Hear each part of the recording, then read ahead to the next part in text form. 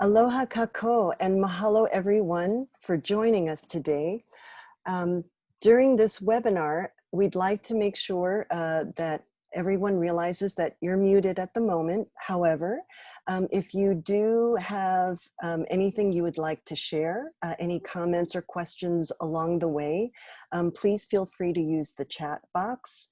And we'll also be inserting information there during the course of the conversation as well. We are very pleased to have you here today for our 7th installment of this public program series, Mākau Moʻomeheu, Cultural Competence in Hawaii Museums. My name is Lisa Solomine. I am one of the project coordinators for this program. I'm also a Hawaii Museums Association board member. I work at the Hawaiian Mission House's Historic Site and Archives as Deputy Director of Administration here in downtown Honolulu. And I have a lot of years experience in nonprofits and art curating. I think we have other members of the Cultural Competence team with us also. We have Frank, I see, and Helena, of course. And let's see if anyone else is, Helen is here, fantastic. Hi, Helen. And I hope Teresi will also be able to join us today. Let me tell you a little bit about the program, which started actually originally in July of this year and was developed as an island-focused program to bring together a variety of distinguished cultural practitioners from across the islands to basically talk story with us about the many challenges and opportunities of working with museums and other cultural institutions. They have graciously shared with us and hopefully will continue to share with us for our remaining programs from their personal experiences, which has opened up many windows of insight and thought for consideration. As cultural educator, Teresi Vunidillo stated, quote, "These webinars are tailor-made for culturally minded museum staff. They are tailor-made to enhance culturally centered museum skills and tailor-made to honor our indigenous communities here in Hawaii and their respective collections," unquote.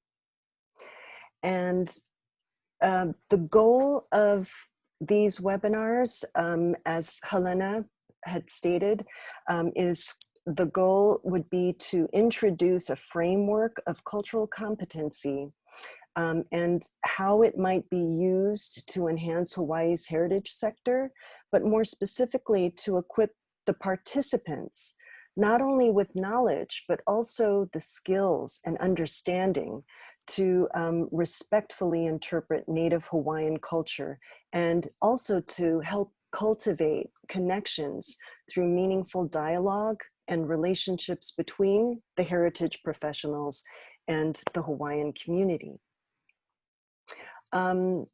It was also noted in other conversations, just different ideas about where we are today, that we're in a time where we're re-envisioning, Hawaii's economy, Hawaii's future, and we're hoping to maintain and sustain one that's built on the idea of aloha aina, the love for the land and its people, as well as stewardship. We see many museums today and related institutions that are also in the process of meeting these demands to be more relevant.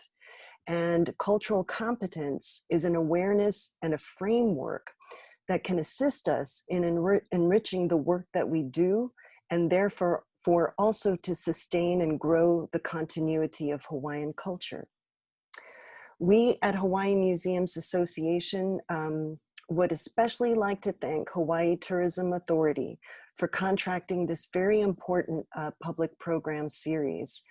We would also like to thank a few of our partners, the East-West Center, the Museum Studies Graduate Certificates Program at University of Hawaii at Manoa, Naleo TV, our videographer, Christopher Angus Schweitzer, the entire Hawaii Museums Association board, and then finally you, our public, our audience, our participants. Thank you. Mahalo for being here. Before I close my brief introduction, we want to also ask you, or let you know rather, that if you do find these programs to be useful and you'd like to see more of these types of programs in the future, please consider becoming a member of Hawaii Museums Association. Just visit our website, hawaiimuseums.org, and or contact us at contact@hawaiimuseums.org. I'd be more than willing to call you and help you figure out how to join, or figure out at what levels to join. Okay, so let's begin our exciting conversation today. We are so fortunate to have a wonderful panel of local Oahu cultural practitioners who will share with us from their own work and experience. We have Uncle Earl Kava'a, we have Noel Kahanu, and we have Marquez Hanalei Marzan. Aloha. I want to just also note that there's going to be a question and answer segment at the end of the discussion. So if you have any questions, feel free to throw them in the chat box so that we can respond to them at that time. And also the webinar is going to be recorded, and it will be made available on our hawaiimuseums.org website, as well as our YouTube page. So look out for that later.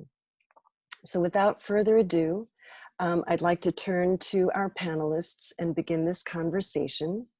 And maybe we can start first with some introductions. So maybe you could tell us a little bit about yourselves and maybe describe the path that led you to your current careers and your current practices. I'm going to be traditional and say ladies first and ask Noel if she would kindly like to start. Noel? Oh, aloha mai. Mahalo for this wonderful opportunity to talk about things that really matter to me, and I think to all of us, right? That's why we're gathered here on a Saturday afternoon. So I kind of have a circuitous route for my life. For those of you that have maybe heard me talk before, I'm sorry, but I treat these a little bit like therapy sessions. So sometimes I say maybe more than I should. So my name is Noel Maile Kaluhea Yayoi Kahanu. Born and raised on Oahu. My father, George Kahanu Jr., is Hawaiian, Chinese, Scottish. My mother is pure Japanese. She's a third generation Japanese American. And they divorced when I was really young. And and my mother, so it was in the 60s, and my mother was this kind of radical activist, Vietnam protesting mother. And she would drag me to all these events, and then it was the protests for the Kaho'olawe, the bombing of Kaho'olawe, a lot of these sovereignty events, right, that kind of populated my life. And I ended up strangely, because my mother was convinced that Kamehameha schools did not know how to educate people. So I ended up, unfortunately, at a very strange school on the slopes of Diamond Head. And what I'll say is that it was a contradictory life, right? So I was being raised by a single mother on food stamps, going to this incredibly rich school. And I think it sort of shaped my entire life of how to live in contradiction, how to sit in that and feel comfortable with that. And so I ended up going to the University of Hawaii and ended up with a degree in political science, and then I went on to the law school. After my law degree, I worked for 5 years in the Indian Affairs Committee in Washington, D.C., which was chaired by Senator Inouye at the time, and the vice chair was John McCain. So when you look back on it now, it's really considered kind of the heyday of federal Indian policy. The 90s were when NAGPRA was passed, when amendments to NAGPRA was passed, when the NMAI was founded, when they broke ground on it. So there was so much going on, and I had the opportunity to contribute or participate to the passage of the Native Hawaiian Apology Bill in 1993. So after 5 years of that, I came home and I ended up working at the Bishop Museum. And it was on a grant to identify unassociated funerary objects. So it was a NAGPRA grant. And that led to a permanent position at Bishop Museum. So I was there for 15 years. I started as sort of a technician and left as the Director of Community Affairs. And since then, I have moved on. So I'm at the University of Hawaii. I'm an assistant specialist in public humanities and Native Hawaiian programs at the American Studies Department, which sounds a little weird, but it's because American Studies is the home of 2 certificate programs. One is Historic Preservation, and the other one is the Museum Studies Graduate Certificate Program, which was referenced from the outset of this program. Sorry, that was a long-winded answer. Oh, no, that is really fascinating, Noelle. Thank you so very much for sharing that. I think we're going to see today, that just the variety of experiences that people have. So let's move on to maybe Marquez or Hanalei. Could you continue and introduce yourself and let us know about your path? Can I interrupt before we go? Please. All right. I want to ask Kahanu some questions. So Councilman Kahanu, how you related to him? You're on mute. Sorry, I'm actually not, because that's the sort of Kauai, I like to say Republican Kahanus, but we're the Maui Kahanus, the Kahanu Garden. Okay. However, the Kahanu name, so we were adopted into the Kahanu family. We were actually Inainas, and they were they were orphans, and so the family, all the children were sent off to live with different ohana in Kipahulu, and so we became Kahanu. Okay. The other question, the school on the slope, was it La Pietra? Yes. Yes, yes, sir. And then you're in American Studies. Does the name Peter Hoffman ring a bell? Peter Hoffman. Peter Hoffman, yes. At the University of Hawaii.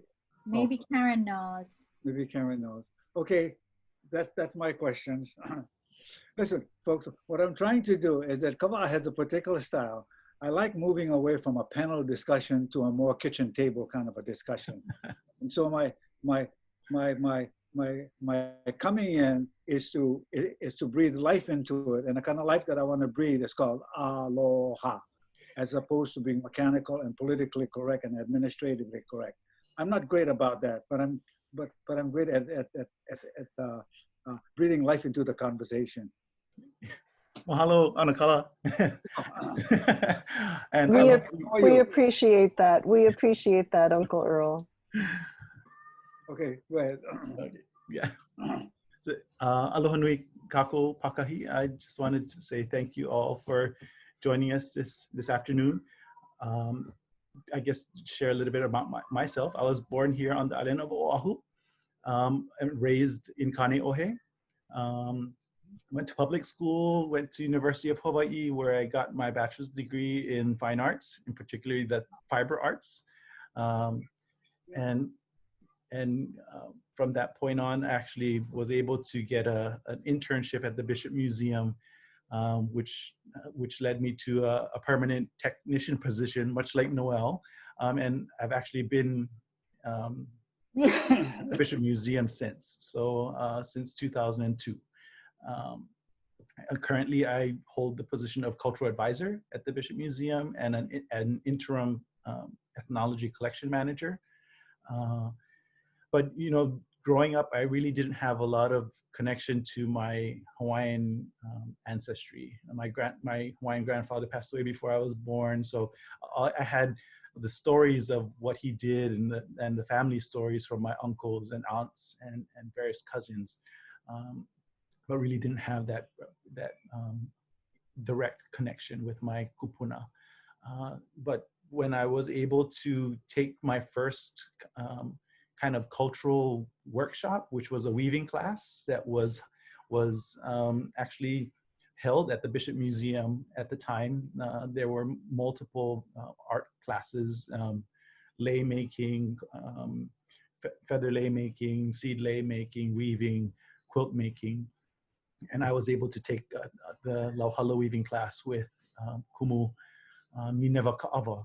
And from there, that just led me down the path of trying to connect with the various art forms of my tutu kuakahi. How old were you? 12 years old when you took that class? I was 15. Well, pretty close, huh? Yeah, you were pretty close. Yeah, so I was, from that point on, I was able to learn from various kupuna across the islands, and as well as at the University of Hawaii. And my primary mentor there with relation to my Hawaiian art experience and exposure was Maile Andrade. And she was able to take me and a number of my classmates and various other people within the community to experience cultural exchanges with other communities across the Pacific through the visual arts. And you know, that opened up my whole experience to learning from indigenous communities across the Pacific, but also connecting with museum institutions, seeing our mea Hawaii and mea kupuna in those various settings, and learning about those things and bringing that awareness back to Hawaii, and hopefully now where I sit at the museum, I'm able to bridge both of those worlds, my own personal journey as a visual artist, but also someone who has been exposed to museum care and collections and how those two worlds can really come together. So mahalo nui. Mahalo. Thank you, Hanalei. That was really beautiful. Do you feel that your personal journey has influenced also how you communicate your ideas through your work, and how specifically?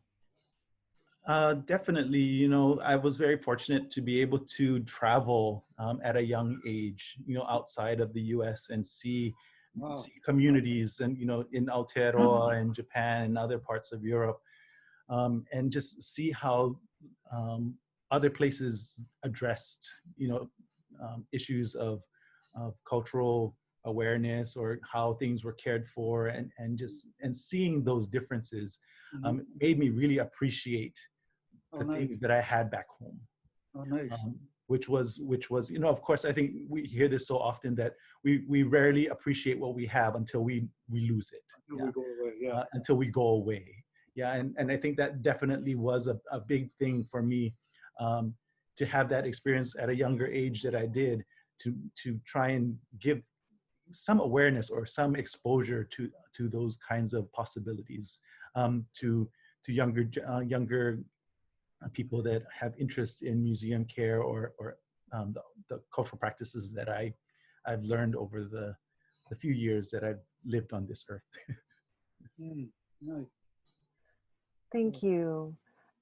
So Uncle Earl, how please address that question, introduce yourself, and then also maybe guide us through a little bit of your life and life's experiences. Oh, that's going to be the entire show for the rest of the day. Yes, I am Earl Kala'a, and I was born and raised in Halawa Valley, Molokai. I am one of 5 children. The oldest was a cousin that was adopted by my mother and father on my father's side. So there were 4 of us. And we lived a very, very simple, down-to-earth, sustainable, hard work, 10 hours a day work, lots of poi to eat, very little candy. Didn't brush my teeth until I was 13 years old because I didn't have to brush my teeth because I didn't eat candy or anything like that. It was primarily fish and poi and guava and mango and mountain apple. Those were our candies. And then finally the school closed in 1958 and I had to go to my sister and I and my cousin from Halawa. There were 16 of us in the entire school. And interestingly is that we didn't wear shoes that when we went to school. Only the teacher wore shoes.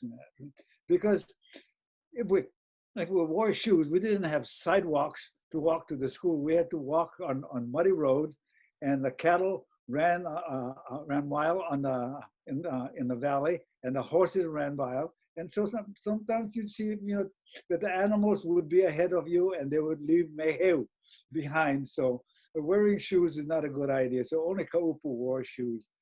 The classes began with us, with Kaupu standing at the door with a ruler, and he would check our hands if our fingernails were clean, and if it wasn't, we would get a whack and have to go back. And then we would sit and then start with a prayer and then a song and a Pledge of Allegiance and another song.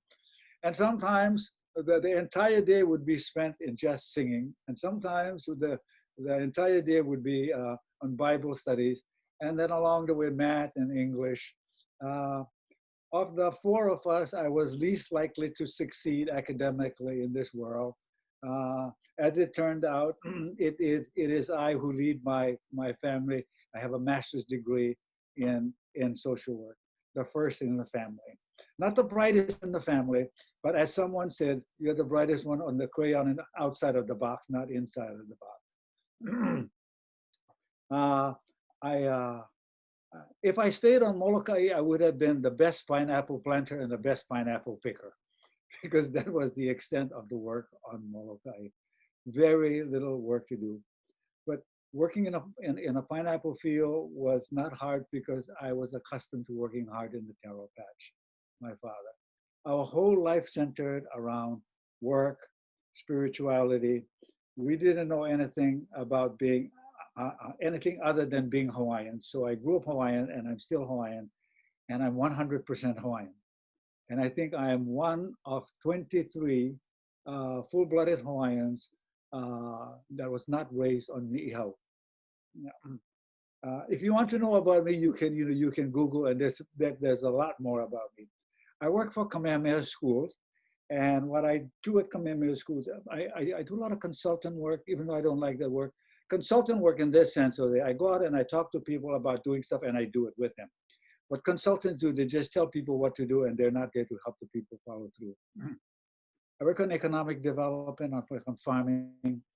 I've been in the classrooms since 1975 when I got my BA degree at Bradford, and I went to Kahuku, and then taught at Castle High School, and I go to teach at many schools. And I have what I coined is a Hawaiian methodology in education.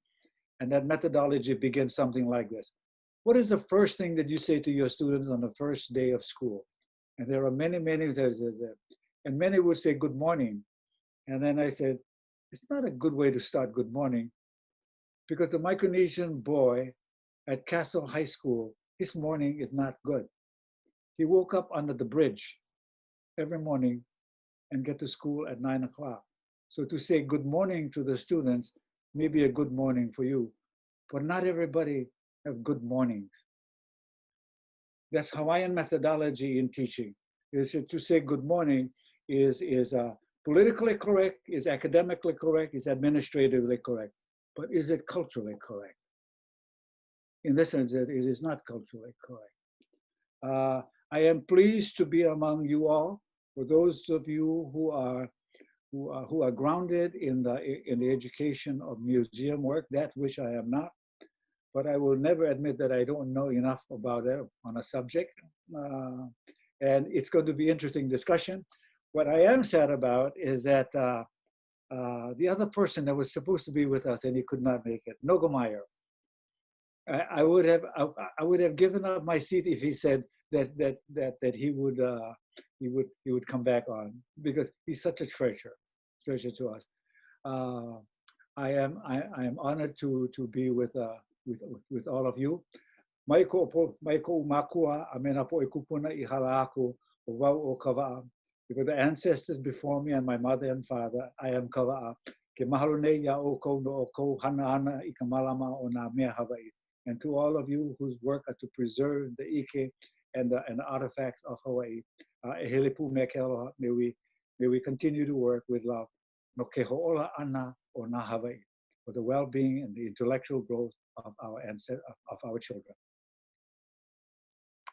Mahalo, Uncle Earl, and everyone. Thank you so much for that. In our previous webinars, we featured a panel of cultural educators that tried to outline the framework of cultural competency. And according to Helen Wong-Smith, she described cultural competency as, quote, the ability to function with awareness, knowledge, and interpersonal skill when engaging people of different backgrounds, assumptions, beliefs, values, and behaviors, unquote. I'd like to ask the panelists, what does cultural competence mean to you?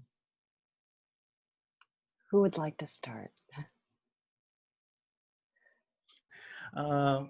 For me, cultural competency is the presence of mutual respect, tolerance, and awareness. Yeah, I think that really, for me, is the grounding, the how my kupuna will always put it.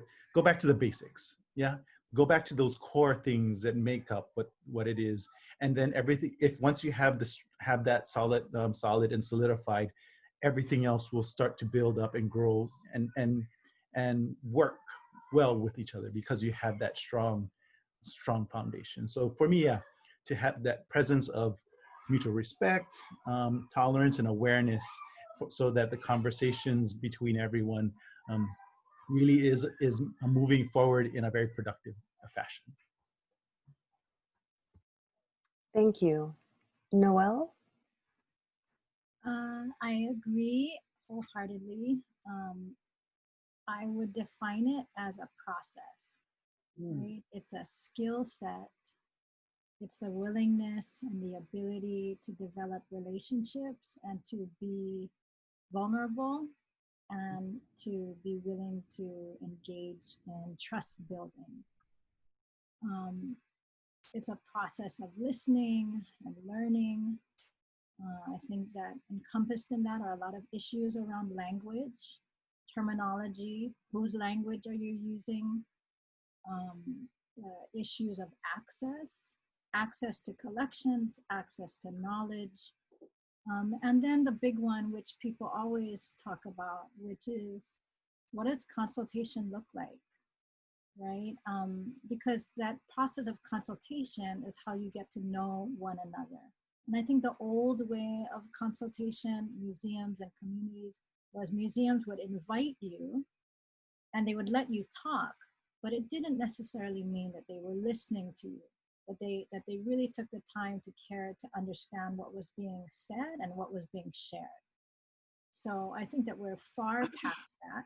I mean, definitely some museums are farther along, or some communities are farther along than others, but the notion that cultural competency involves the building of relationships that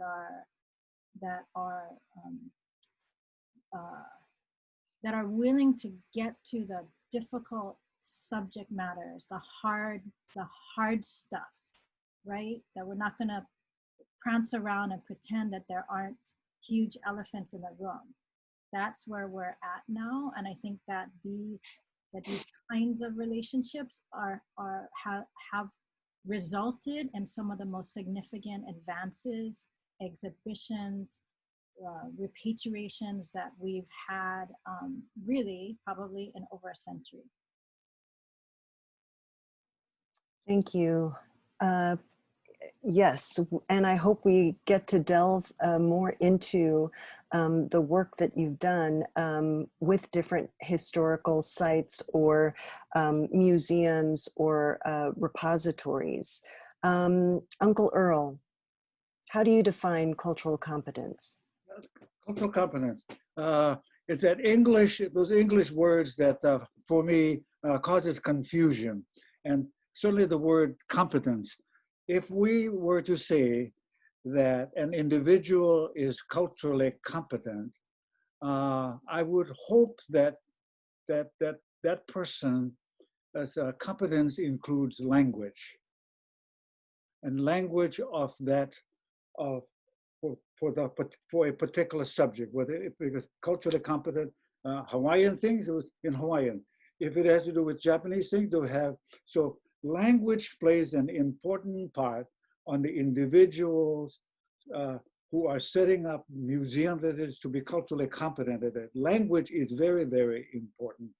So when one says that Rokava is culturally competent, but that's not enough. People need to know how I am culturally competent.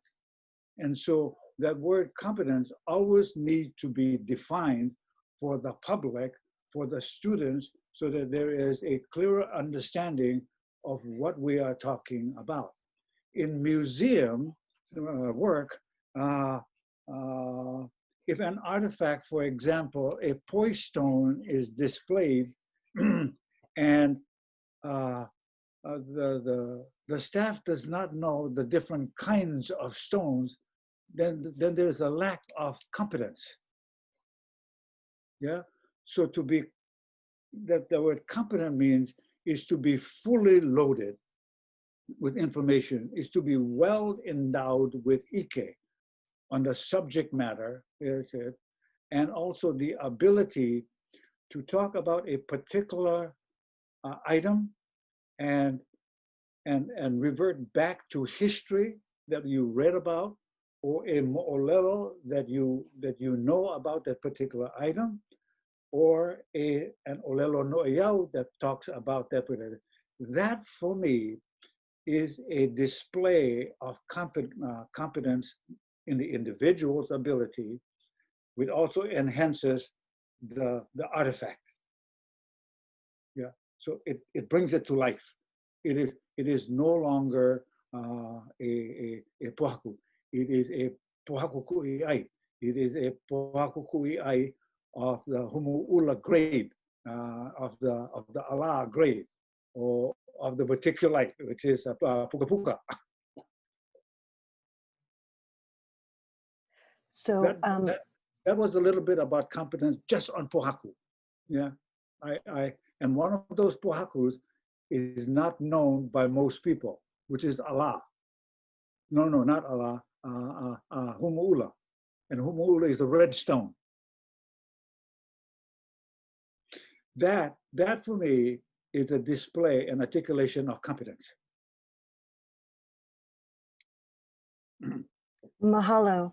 I'd like to ask Helena and Helen, since you're also in the audience, and just this whole idea of what cultural competence means.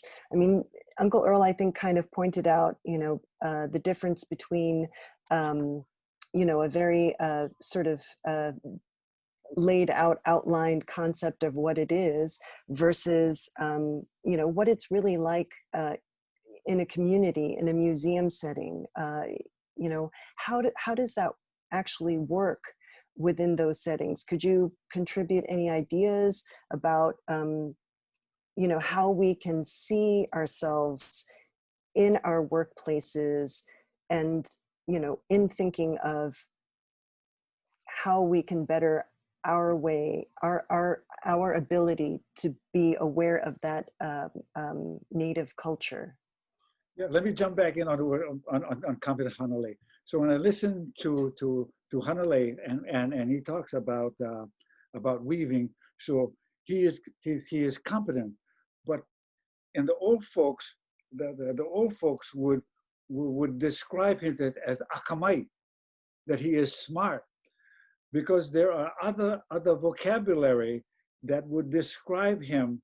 For example, it says akamai nui, that means one is competent, but now there's a lot more.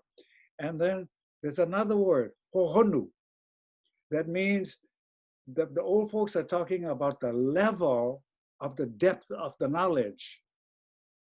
So competence can be explained in a Hawaiian, by Hawaiian, look at the maikai, akamai, those are layers. And then ikenui, so he has lots of more. And the akamai and akamai loa, and then hohonu.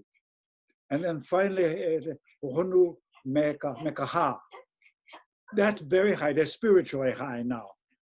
That's what competence is from a Hawaiian perspective, with vocab and being described, defined with Hawaiian words.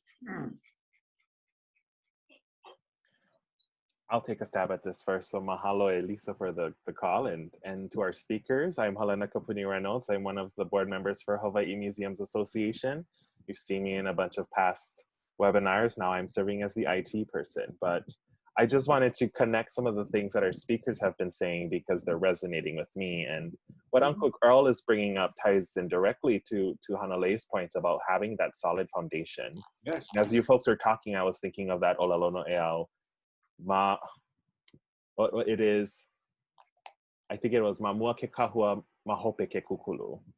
You have to have that foundation first in order to start building what you want. And Uncle O brings up such an excellent example around stones.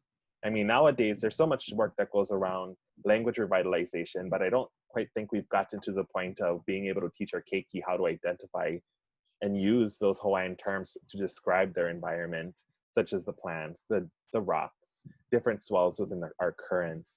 And that's something that comes with the continual kind of construction of these foundations for our keiki and for our ohana that we do through language revitalization and, you know, practicing our culture. So I think you bring up such excellent points about how museums can aid in that process, because we have these collections, and to be honest, we don't even know what some of these things are and how to describe them in a Hawaiian way. So you bring up such an excellent point of trying to reconnect these collections to our own language. So mahalo.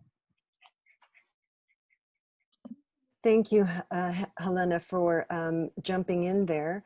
I'd like to ask everyone, because I recognize that time is going so quickly. Really? Oh my goodness. Yes. So what excites you about Oahu museums and or related historical repositories? Here in Oahu, we have the Bishop Museum, we have places like the Hawaiian Mission House's Historic Site and Archives, we have the Lion Arboretum, we have so many different wonderful institutions. Please, someone. We do, and our people and our children don't go. They don't go to these places. How do we get them to go to these places? Yeah. That's a good question.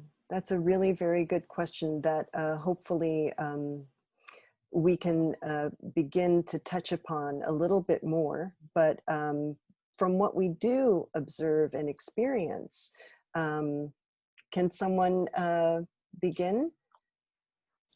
Yeah, Noah? I'm happy to. So one of the things that really excited me recently was the exhibition Contact 2019, that because because the Honolulu Museum of Art School closed its space to the community, this annual exhibition was forced to find an alternative venue, and it ended up at the Hawaiian mission houses, which when I first heard of it, I thought, well, that's a wacky place to hold a contemporary art exhibition. And when I experienced it, it was really extraordinary. And it was because these were interventions, because you were taking this kind of historically mission narrative driven spaces and infused it with this different energy and ike about that was coming from a Hawaiian perspective. So I'll just give one example. Was a fairly large piece that Kahi Ching did, and it was a sculptural piece. There was dirt all around it, and it ended up being that it was about reburial and the uncovering of iwi, of human remains. And it stood in the middle of this, of one of the main rooms of this historic mission houses. For those that don't know, right, it's where it was built by the missionaries, and they do, it's like a historic home, they do walking tours. So there was a docent there doing this tour, like their typical tour, and of course the tourists were looking at, what is this thing in the middle of the room? And the docent didn't feel comfortable talking about it, so the docent kind of ignored it, which I thought was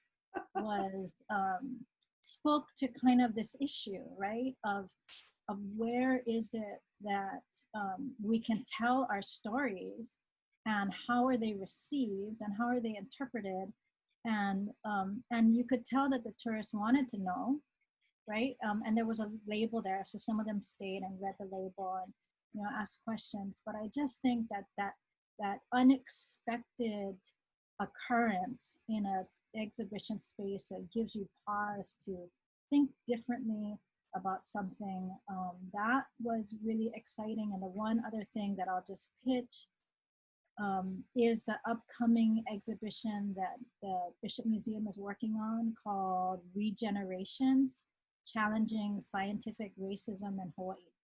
So it's looking at the participation of Bishop Museum and the University of Hawaii in this process of eugenics, right?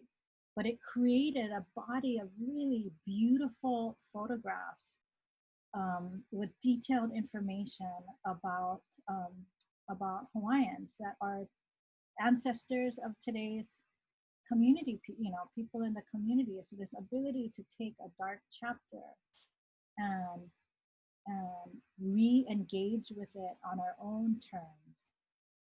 And for the Bishop Museum to be honest and to kind of expose itself to this chapter, right? This less than honorable chapter, which at the time was consistent with what people were doing, right? A lot of the museums, they'd rather just close that chapter and not talk about it. So I really am looking forward to how Bishop Museum unveils that exhibition, and what kind of programming and conversations they're going to have around that. Thank you, Noelle. And I'd like to just briefly address the exhibition at Hawaiian Mission Houses, in that, you know, it's, I think, unprecedented, that event, to have such a, you know, connection with the community for contemporary art, and to have a whole new set of people visit our site that may never have, you know, visited before, and actually had no clue, you know, for the most part, about the history. And I think that, you know, even though as a start, you know, someone had that experience that you just described of a docent not really being able to respond, kind of says a lot. And also is also the beginning of something that can be built upon. And because it was such a contrast of, you know, ideas, and in a place that is part of, you know, our museum spaces.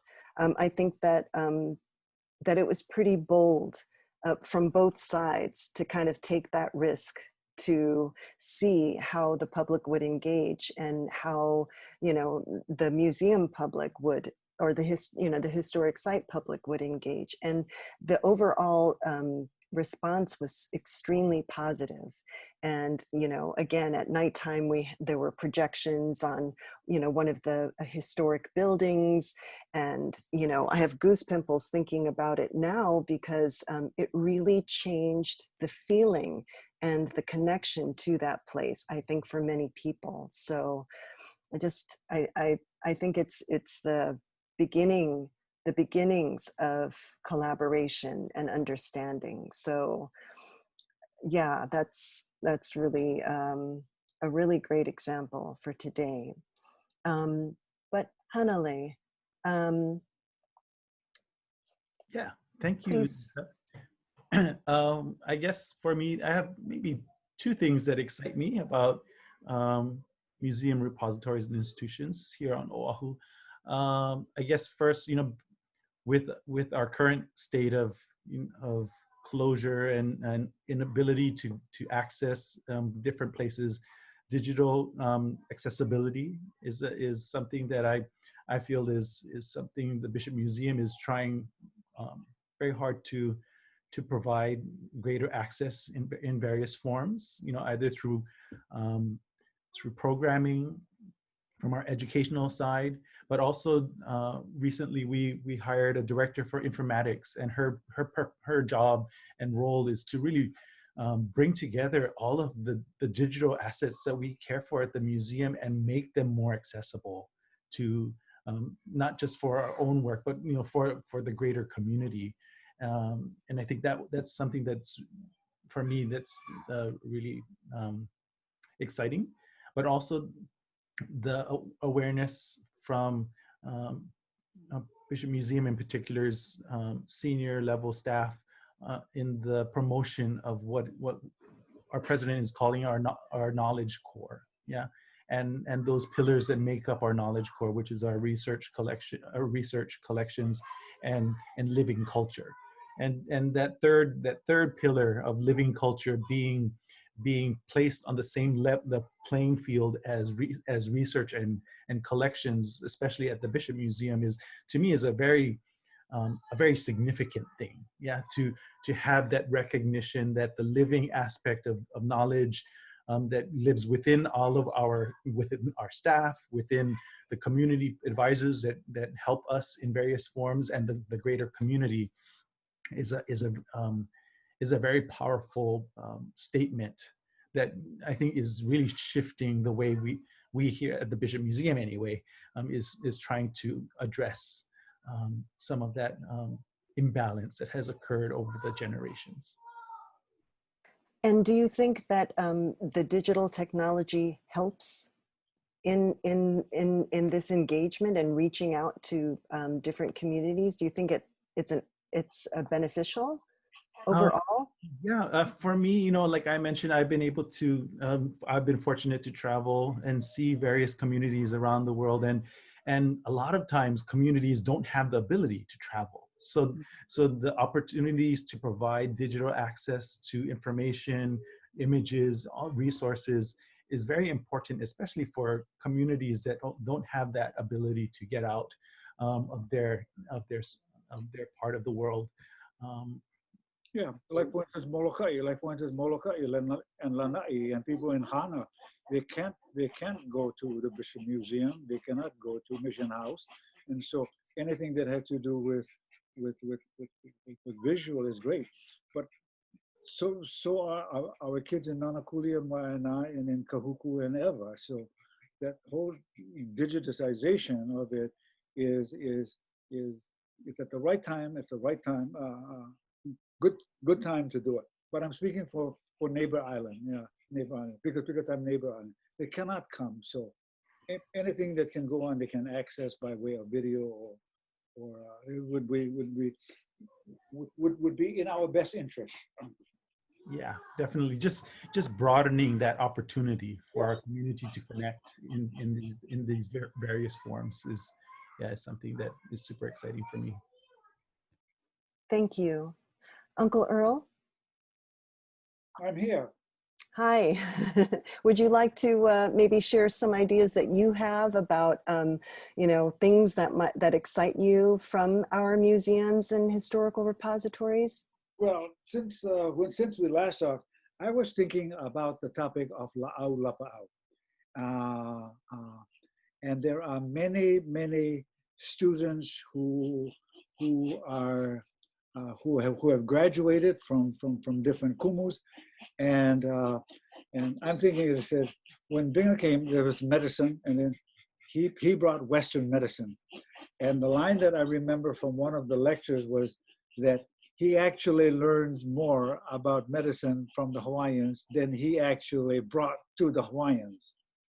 You know, and that might that be a subject matter to for a particular group of practitioners who practice and say, listen, this is when the missionaries came, these are the medicines that we know of that were used by Hawaiians at that time.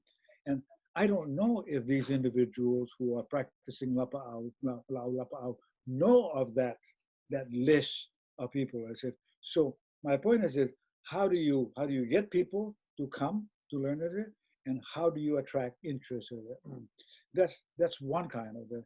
And the other is that how does both museums, listen, tourists are going to be here, and so there has to be an economic thinking. It says how to capitalize. They're here. How do we get them to come to the museum? Because that's money into the that's income that's coming in, and you need to be creative about how to raise money, how to earn money as well. You cannot live on grants. So what do I know? I just think that it says the tourists are here, and a certain age tourists like certain kinds of activities. The younger ones may say, so you may say, we're going to start off at the Bishop Museum, and then you're going to be walking. So you better have your walking shoes. You cannot come on this one here unless if you have walked 5 miles the week before to get on this program here. And then you do a map of it, and then you just say food, and then the food is going to be sustainable. And we're going to eat things along the way, right? You go to one place and there's coconut, you're going to eat coconut. And you go to another place, there's papaya, says, this is your dessert, eat papaya. You got to be creative to attract. People will spend money, but you have to make it attractive so that people would spend money and want it. And then they would say, it was wonderful. It was wonderful. Thank you. Helena, did you have a question you'd like to ask, or a response? More of comment? a general comment, because all the speakers are so awesome. So earlier when Noelle talked a little bit about her upbringing and this idea of contradiction, and also talking about the mission houses and the contact exhibit, I think what Uncle Earl is talking about right now about la'au lapa'au, we can tie this in as well, because at the mission houses, we oftentimes think of it as this missionary site that doesn't have anything to do with Mea Hawaiʻi. But actually, that is not true, because the mission houses have the missionary mission children's archives. And those archives aren't just in English, but they're in Hawaiian. And at the mission houses archives, they have a medicine book by one of the missionaries. Judd is the last name. It's essentially listing all these la'au lapa'au practices that he was learning from these different folks in the community. So that's something that you can find at the mission houses that speak a little bit to these contradictions that we might think of within these places, but in actuality, there's still so much resources, so much vai in those places that we should keep in mind. Mahalo, Helena. That's a really great point. And I think, though, on the opposite side, do we see areas of improvement in our museums?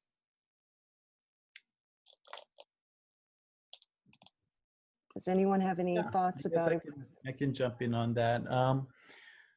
You know, I mentioned the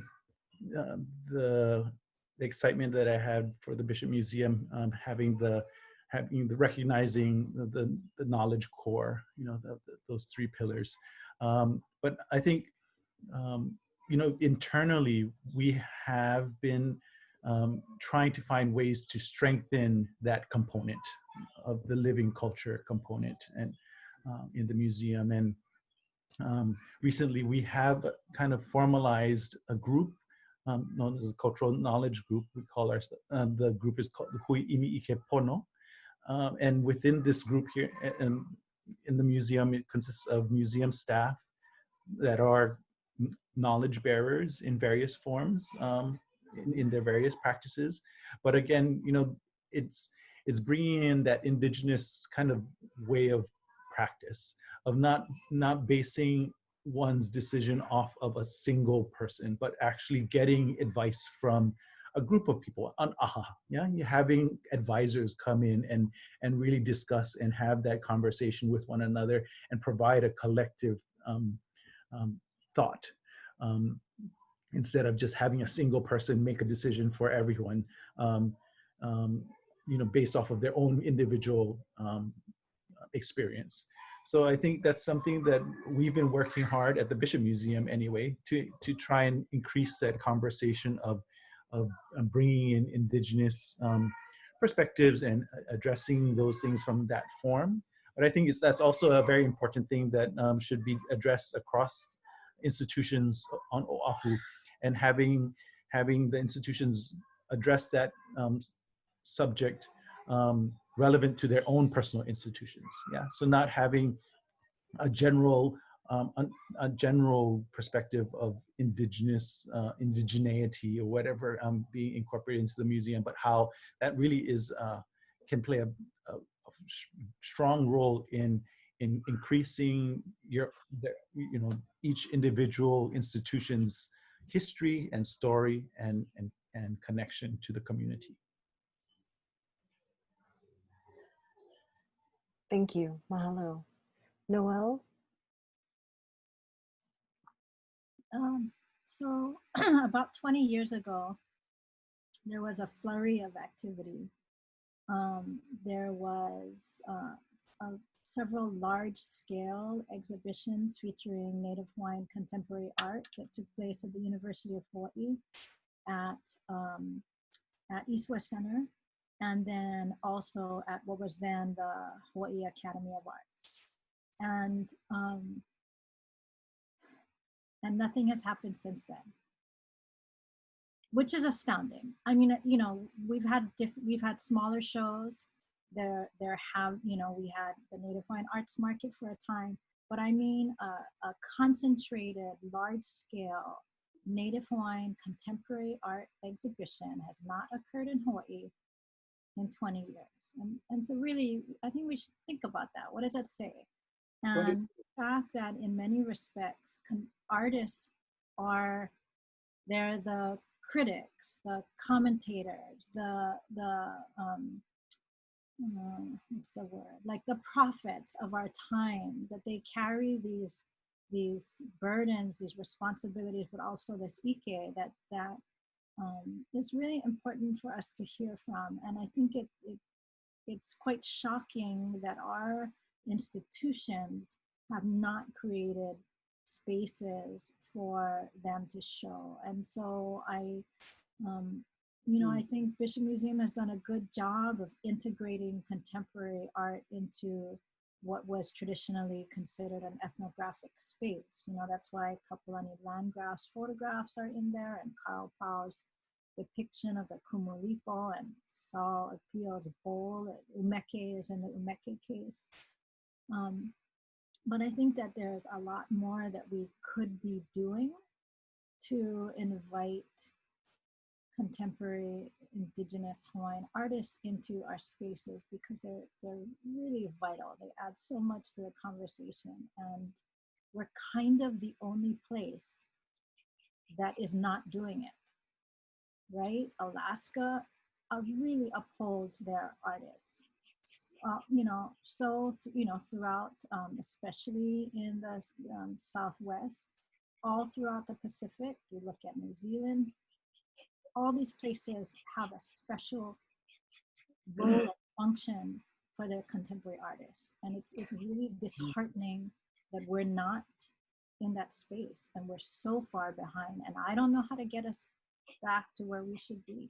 Noelle, can I ask you a question? You have a lifelong experience with exhibitions and especially that one big exhibition you spoke about.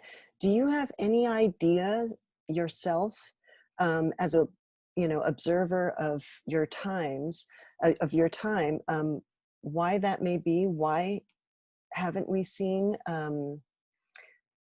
another big exhibition for the Native artists? Do you have any idea? I actually do not. I mean, I think that, so it was kind of interesting as because we're actually preparing a grant to bring a large-scale exhibition to UH.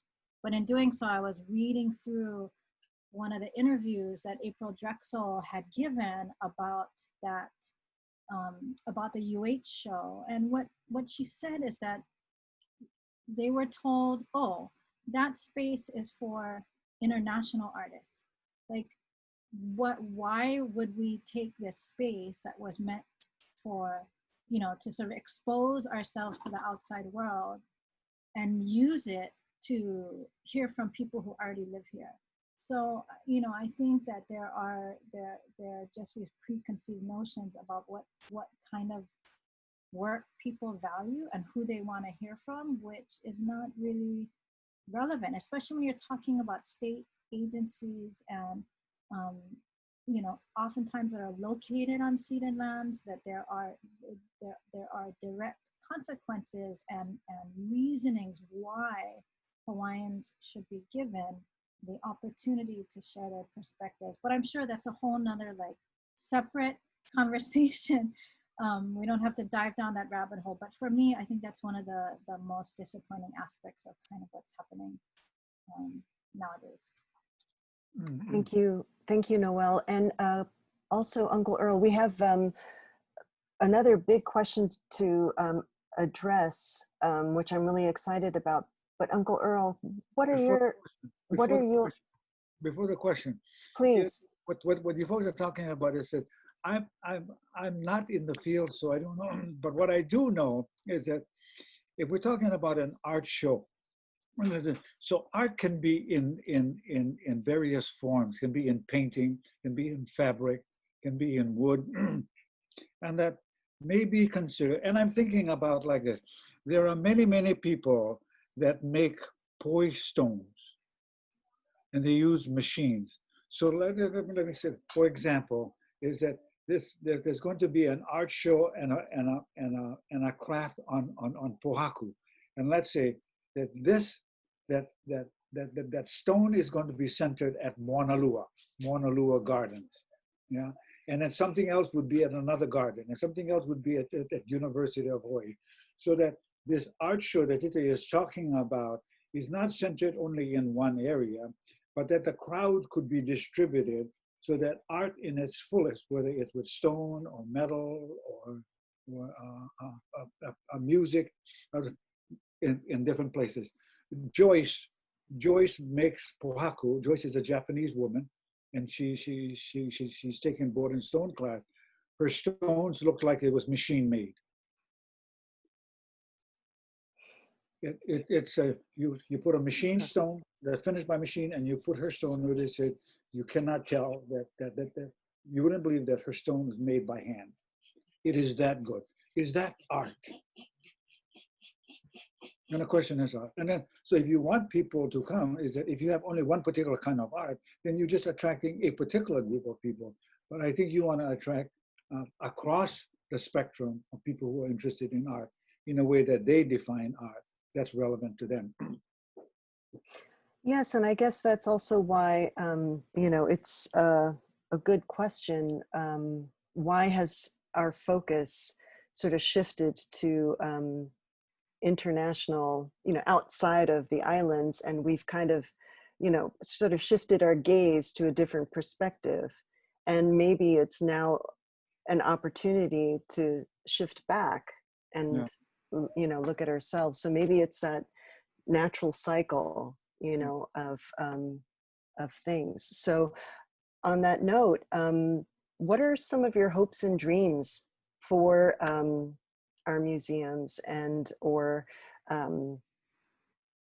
you know, other cultural places or repositories? What are your dreams or visions for the future, or hopes for the future?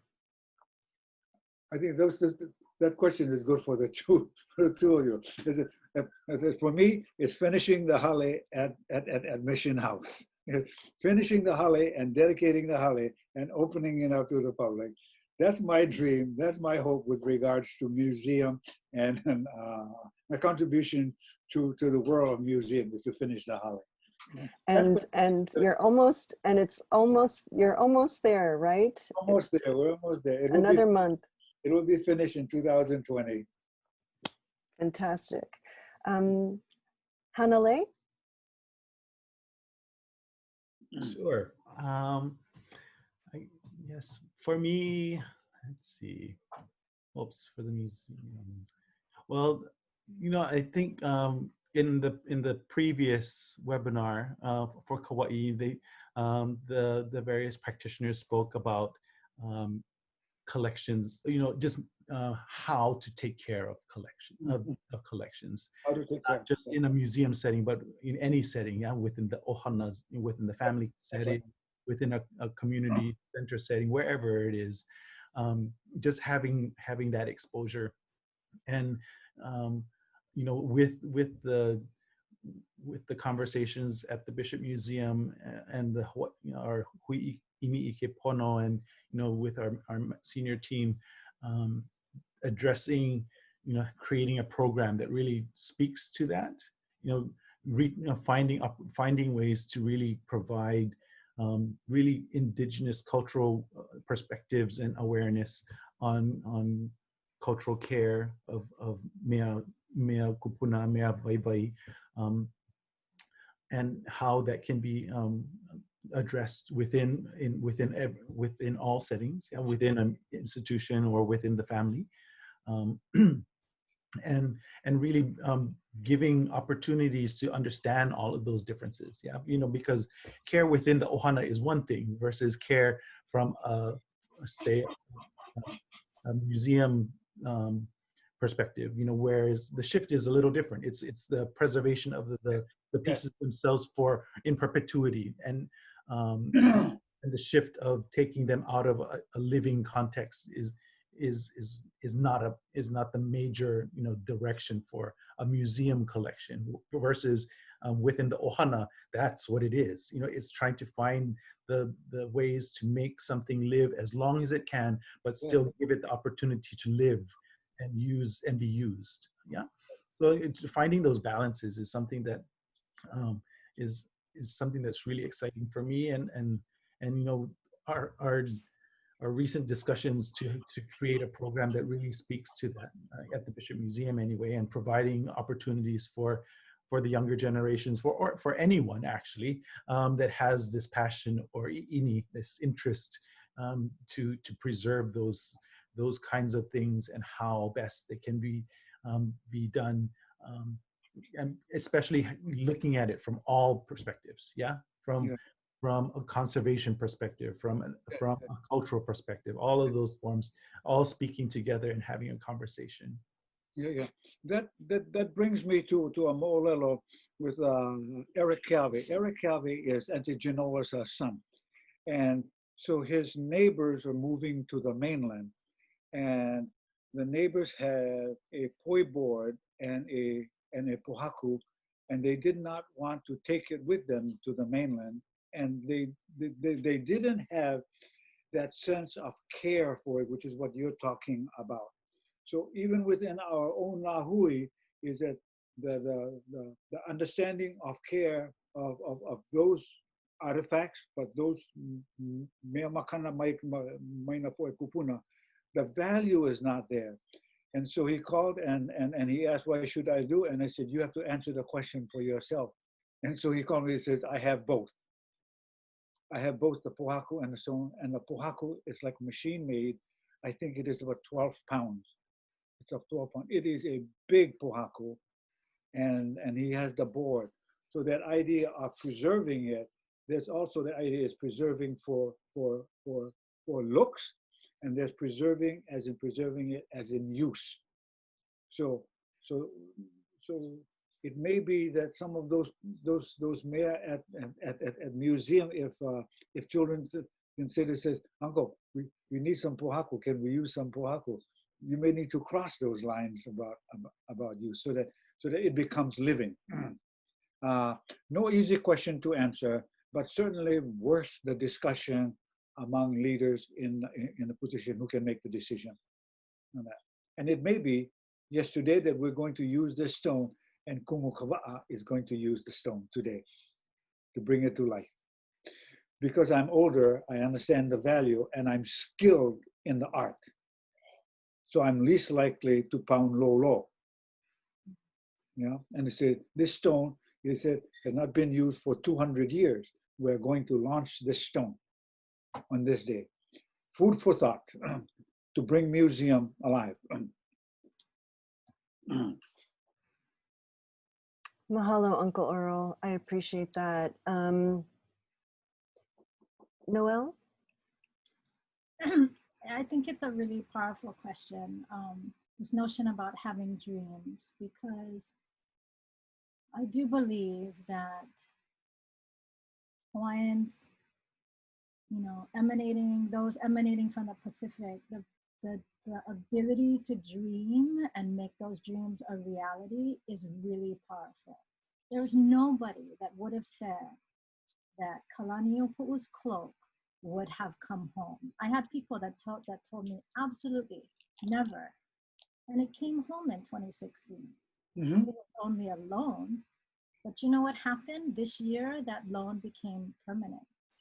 So this idea of kind of, and people even said that about the coup exhibit, like even we who thought, oh yeah, that's only the dream. We're gonna get the 3 largest coup images in the world, and they're all gonna gather in at Bishop Museum. Nobody thought that could happen, and it did. So I think that there's something really important about setting our sights on the things that matter. Yeah, exactly. Right? And so I just want to also say that I think that the other powerful thing that comes with making our dreams a reality is this notion of individual and collective healing, community healing. Because, for example, even recently, Hawaiians were able to bring back 20 kupuna from Cambridge University in England, right? That's like an 800 when you're talking about colonial Western academia, that's the heartland.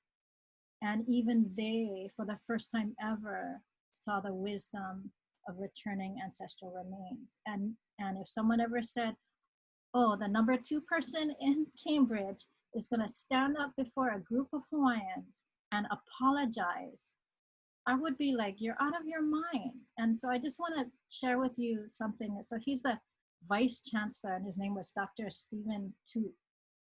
And he said, today's ceremony cannot possibly repair the hurt caused by the extraction of the iwi, but it is a necessary and long delayed act of justice. I am grateful for the opportunity you have given us to repair the damage caused by some of our own ancestors. Beautiful. So this idea that some of what causes us harm, it also actually caused harm to those who created those offenses, right? And so this ability to come together after generations, after centuries, really is something that heals both the community and the museum. Mm-hmm.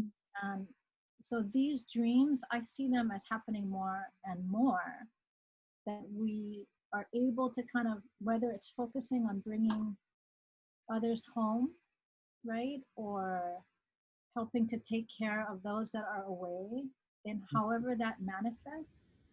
These are the kinds of, I think, community conversations that we are increasingly having. Thank you so much, Noelle. Helena.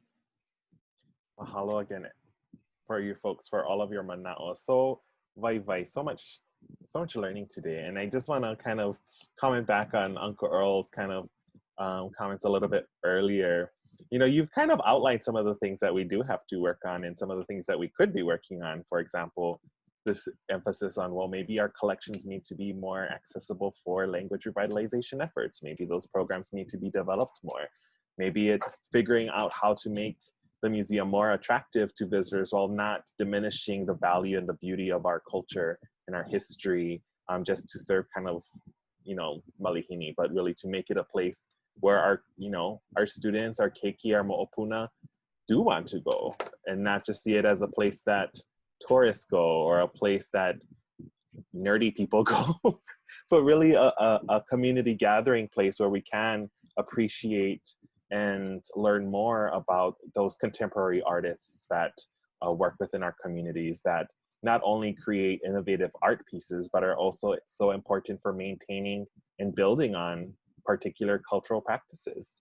That is absolutely something that I think all of our museums should be trying to do. And I think what you bring up, especially with regards to what Noelle's saying about healing and justice, I mean, that's such an excellent example of the things that should be taking place here, right? Is that for the kind of work that we do in our institutions, we need to recognize some of these issues and historical kind of injustices that have taken place. But we also need to be able to facilitate that dialogue, to return what should be returned, and to, you know, recognize that we're learning as we go, but also that these are things that need to be done in order to transform our institutions into the places that, you know, fulfill our hopes and dreams. So thank you all so much. Yeah. May I chime in? May I chime in on that? For example, you have. I'm going to board and stone because it's very important. What if the museum says we have this artifact and we want these artifacts to go out into the community and go into schools, and then, let's say a board, a poi board, or it might be something else, whatever that is going to, and then we attract students from that's close to the museum who are interested in museum work, and then they be placed on what is called directed studies, and then so that the museum would say, to be a museum person, these are the areas of study that you need, and so I would say I want to do poi board, and I would take it to Hau'ula, and then the museum people would say you need to learn all of these, the different kinds of stones you have to learn to present, and but don't do it just one time over there, because that's hana pono. I mean, pono no hana. Is there? And we don't do it just a one-time show, that it is a 3-part, and that, so it may be talking about board, is about the ko'i, and the kids actually get to make it, and then but the idea is for education to attract students who might be interested in the field of that study, and call it directed studies for them. And the other is to take museum pieces out into the field and to make it. Something along those lines. And there are many things that you could. I guess the aim is to attract students to study a museum work, and there might be a stipend that goes with that. The challenge is getting the Department of Education to agree to put students on what I call directed reading. Uncle Earl, this this kind of segues into the last question, which is, what advice would you give to a Hawaiian or local student who's interested in working in the museum field? What would that advice be? Uncle Earl, should we start with you? No, what would that be? Go to the Hollies on Tuesday and Wednesday and work with Kumukava'a building the Holly. If you're interested, he's there. Go there. Yeah. Yes, for a hands-on experience. That's for me, for it's sure. hands-on. Because in the hands-on working with me, I have the ability to change the attitudes and the behavior for academic and lifelong learning. Any words to impart of advice for them? Any thoughts for them?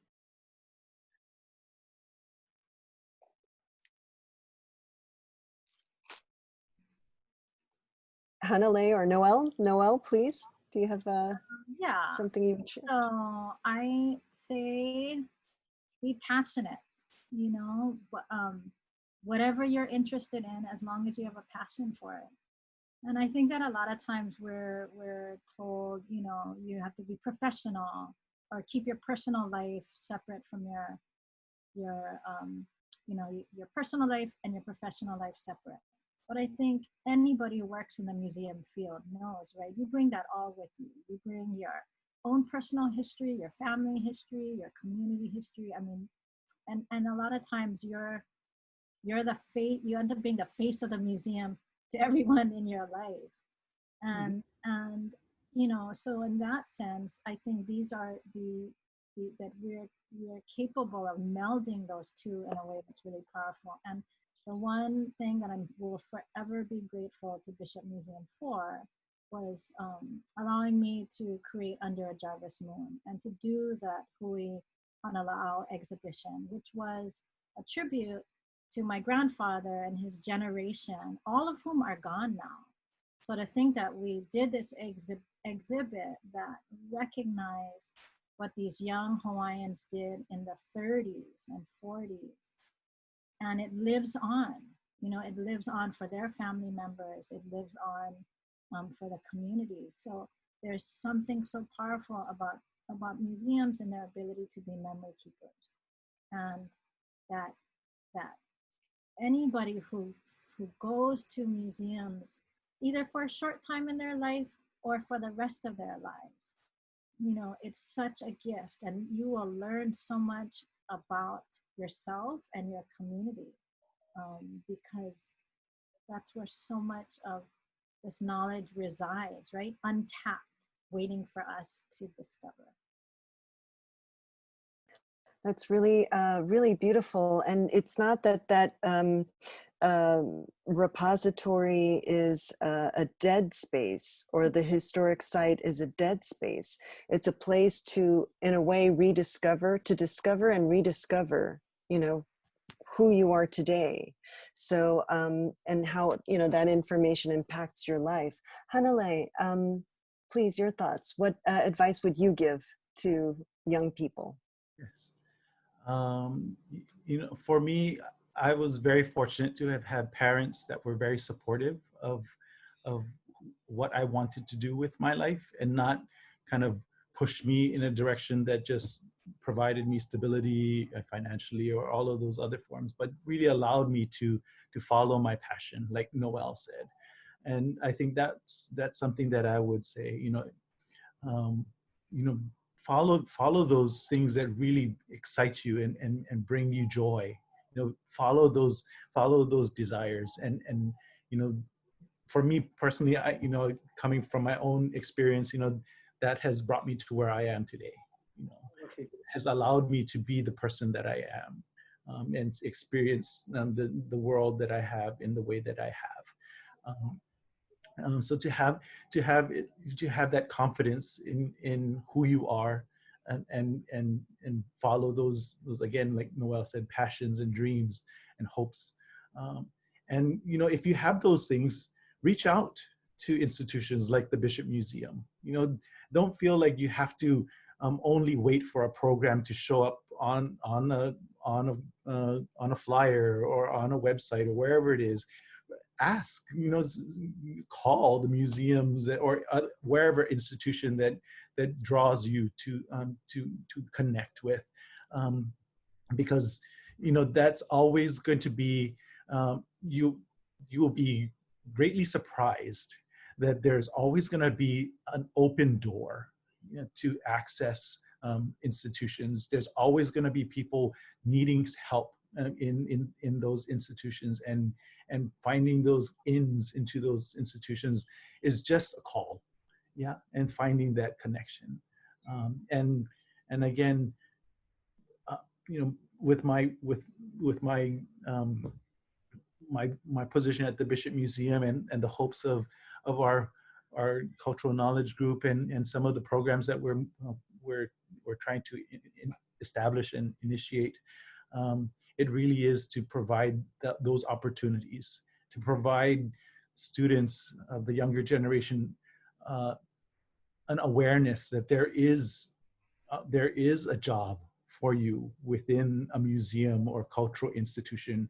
It's not just something that is only found in other places across the United States, but we do have those opportunities for you to make a living here in Hawaii, and that's definitely something that I've been trying to push forward, especially at the Bishop Museum, and create that world that really that supports our community through these programs, initiatives, but also allows the community to come and support us in uplifting our own understanding of the things that we care for, the relevance within the community, and how we all again work together to make that positive in every way. Mahalo, Hanale, for that. I'm looking at the time and I'm noticing it's 3:32 p.m. However, I wanted to ask Uncle Earl to share with us again. We spoke about this, I think it was yesterday on the phone, and you were describing how every, you know, when you ask a Hawaiian about museums, I would rather have you describe it, but that their memory is a museum. Could you elaborate a little bit more on that? Yeah, let's start with Hanale, because Hanale talked about museum, about home, and how that is basic. So we'll start with that one. Hanale, talk about museum from a cultural perspective. You ask them about it. What is a museum? And they would say, take it, Hanale. Mahalo, Anakala. But you know, my perspective is that a museum lives within every ohana. You know, we all are caretakers. We all take care of things that were passed down through generations, things that we make today, and things that potentially will become the heirlooms for our, you know, for future generations. So in a sense, in that respect, the definition of what a museum is, a repository of you know, of materials from the past that allows us to speak, to have a connection with that time. Truly does live within each ohana. Yeah. Yeah. Talk about that how it lives in each ohana. Yeah. Give specifics about. So again, you know, from historically, we had kahu, you know, caretakers of religious materials, the ki'i, the wooden images, the carved images, the chiefly possessions, and all of those different things that had mana and deserved recognition and respect. So, you know, to have those kinds of things recognized, again, within the family, like Uncle Earl said, to have a pohaku ku'i'ai and a papa ku'i'ai is just as important as some of those stories of our kupuna in the past, caretaking a carved image, religious figure. Yeah, exactly. Yeah. So the question is, did Hawaiians have museums? You have to define the word museum, because in today's sense, museum, it is a place, it is a structure where things of the past are housed. Mm-hmm. Yeah. But for kahiko, the olden days, like for instance, my father, my mother received my grandfather's net, and those nets were made with floaters that were made of hau. And then when my father comes along, he uses floaters that are made with cork, different kinds. And then I saw nets that were made, the kepau was ili. So having that at home is a museum. So museum for Hawaiians does not necessarily mean the Bishop Museum or a building that is set aside that open from 7:30 to 4:30 in the afternoon. That museums are really what is at home in your own in your own house. And yesterday I talked about net that were made with aho, but before that was olona. I don't have an olona net, but my father talks about olona in net, and then aho, and then linen, and then and now suji. So I have all of those nets, and then I even have some of my father's nets. Those are museum pieces. So I have a museum, and so that idea of museum is not kahiko, but also is that museums can also be in this sense that the history of those artifacts are kept in the heads of the ancestors of the kupunas and then told too. So that knowledge is what you folks call yourselves, museum people. So the kupunas were also, you're doing what the kupunas did now, is to tell about it, but yeah, the elders told about it. So the concept is not new, it's kahiko, it's old. We just need to be able to understand it from a culturally competent perspective. Mahalo, Uncle Earl. Noel, did you have something you wanted to share, please? Yeah, mahalo, Anakala.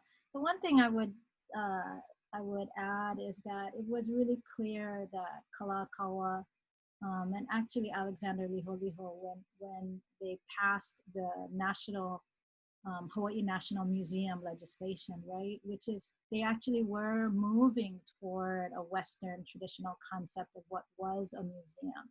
And that is the concept that Bishop Museum is founded upon as well.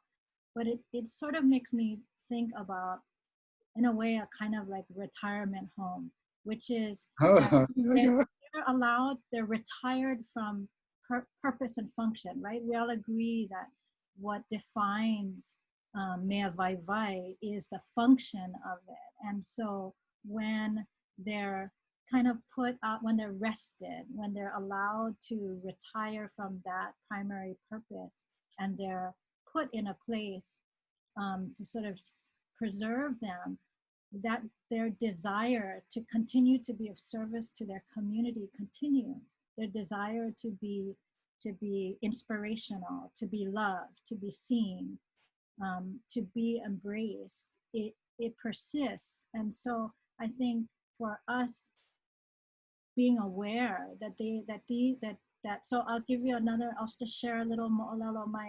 We did an exhibition about makahiki, and we talked about ulumaika, and we wanted to mix the case. So in that case were traditional, museum collections, right, of ulumaika. But my daughter had a beautiful ulumaika made by Kunani Wute, and that was a gift to her. So I asked her, do you mind letting your little ulumaika share space with these kupuna, right? Because they want to hang out together. They want to, and so she agreed, right? She was young. And so I think that idea that these are our these are ancestors in artifact form that reside in museums, and they want to have a relationship with us, those of us today, right? And so approaching museums not as dead spaces, but that as places that are filled with ancestors who want to share their knowledge with us. That's really beautiful. Really, really beautiful. Thank you so much, everybody. I think we're coming to the close of our discussion. Should we go for one or two questions from the participants? Helena, what do you think? Do we have time for a question? If anybody has something they would like to address any of the panelists, please feel free to type in your questions now. And otherwise, are there any last imparting thoughts anyone would like to share? Let's see if the audience have questions for us. So I think I just wanted to add just something to what Noel was speaking to about, the mea kupuna that reside currently in museums.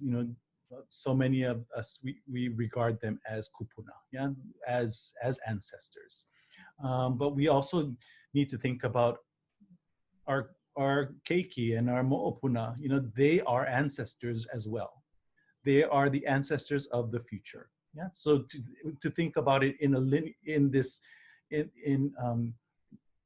continuum, that we are not, that ancestors are in everything that we are, in our past, in ourselves, in our future, and all of the things that we create.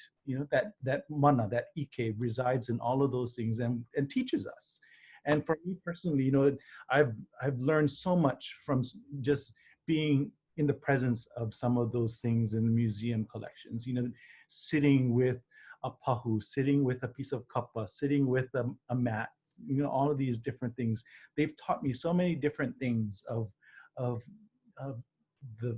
the experiences and innovations of our kupuna from the past, but also allow me the opportunity to learn from those things, of those kupuna that have no voice, literal voice, but they've spoken to me through their visual presence, yeah, and engaging in that way. So, speaking to all of those connections and really making sure that, when we think about innovation, innovation today is going to be, traditional for our future generations. That's true for us today. Our kupuna, the things that were created by our kupuna, those innovative, creative things that they created back then, are what we consider as traditional. So we have to keep in mind that, even though we have this idea of what should be traditional, we have to understand that we just have to maintain that pilina, that connection, that mo'olelo, those stories that tie all of the generations together. Because what we consider today as a moena or a piece of kapa might shift completely in the generations to come, depending on the life situations that exist at that time. Mahalo, Hanale. So I guess we don't have any questions coming through. And so I think we will, first, I want to thank all of the panelists for your time and for sharing your life's experiences with us. I think you've imparted us with a lot of thoughts on Native culture, on Hawaiian culture, and on how, we might want to fine-tune how we look at things and how we navigate in our museums and in our own lives even. So thank you so much for contributing today. We have our next program on November 28th, where the focus will be on Maui. So look out for our flyer then. Helena, do you have any last words before we might say aloha to everyone and mahalo? Yes, absolutely. So in addition to the event Lisa's speaking about, next week we have a filmed conversation that we did about 2 to 3 weeks ago that will feature our practitioners and knowledge holders from Hilo. And that will include Lynn Elia, Iliahi Anthony, as well as Noi Noi Wang Wilson. So if you've registered and when you're doing the registration, if you clicked off on that event, you'll see my emails. But also if you've registered for past events, you'll also see an invitation. If you're registered and you don't receive my Zoom link by Friday, let me know as well.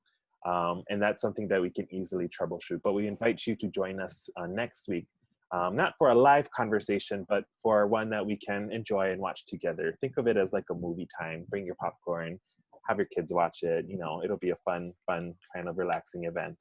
I do want to just speak quickly to some of the things that have been brought up. Mahalo nui loia o pakahia pau. I'm constantly brought back to this idea of foundations that Hanalei brought up. And we've talked about building that foundation of cultural knowledge, of being able to continue our practices. But at the same time, and this is something that has come up, that foundation doesn't just include the practices. It includes behaviors. It includes cultivating a supportive environment for our keiki to do the kind of work that they want to do, not trying to push them to fit a particular kind of mold of how it means or what it means to survive. Sorry if you hear that, that's an airplane. But you know, that foundation is more than just the practice. It's about being able to cultivate that sense of desire, of motivation, of encouragement in the next generation to take on this kuleana of caring for our kupuna in the collections, but also of caring for the future kupuna, our mo'opuna, and those who have yet to come. So thank you, everyone, and for your wonderful thoughts in the conversation today. Mahalo. Mahalo nui, everyone. Okay, thank you so much, everybody. This concludes our webinar for today. And well, enjoy the rest of your evening and think about all the things that were discussed today. And if you do have any questions later on, feel free to send us an email at contact@hawaiimuseums.org. Mahalo, mahalo to Noel Kahanu, Marquez Hanalei Marzan, and Uncle Earl Kava'a. Thank you so very much for this afternoon. Aloha, everybody. Mahalo.